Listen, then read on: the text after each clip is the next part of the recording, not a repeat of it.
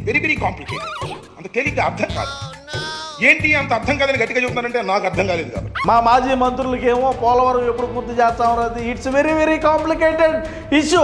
నాకే అర్థం కానప్పుడు నేను మీడియా మిత్రులకు ఏం చెప్పాలా అని గుర్తుండేటువంటి వ్యక్తులకు పోలవరం అదేవిధంగా వెలుగొండ ప్రాజెక్టు గురించి అడిగితే ఏం చెప్తారు? సరే అట్లయినా కూడా మనం అధికారంలో ఉన్నప్పుడు మనం జాతికి అంకితం చేసినామని చెప్పినామే, మరి ఈ రోజు నిమ్మల రామానాయుడు అడిగి పోయి ఆడ పనులు ఏ విధంగా జరుగుతున్నాయి అధికారులతోనూ స్వయంగా ఆయనే డైరెక్ట్ గా పోయి చూపించినాడు. ఏ ఒక్క మగోడైనా సరే మన పార్టీకి సంబంధించినటువంటి వాళ్ళు అన్న ఉప్పు తిన్నటువంటి ఓరంబోకులు ఎవరైనా కూడా ఆడికి పోయి మేము అధికారంలో ఉన్నప్పుడు ఇంత శాతం పని పూర్తి చేయగలిగినాం, ఇంత మేర పనులు జరిగినాయి, కూటమి ప్రభుత్వం అధికారంలోకి వచ్చిన తర్వాత మీరు ఈ విధంగా చేస్తున్నారు, మేము చేసింది అంతాకి మేమే అంతా చేసినాం, మీరేమీ చేయలేదని చెప్పేటువంటి దమ్ము ధైర్యం ఎవరికైనా ఉన్నదా? అప్పటి ఇరిగేషన్ మంత్రులుగా ఉన్నటువంటి అనిల్ కుమార్ యాదవ్ కైనా సరే, సంబరాల రాంబాబుకైనా సరే దమ్ము ఉంటే ఎవడైనా సరే రాష్ట్ర ప్రజానికానికి తెలియజేయండి. ఇప్పుడు ఏమన్నారు, ఏ కలుగులో దాకా ఉన్నారు?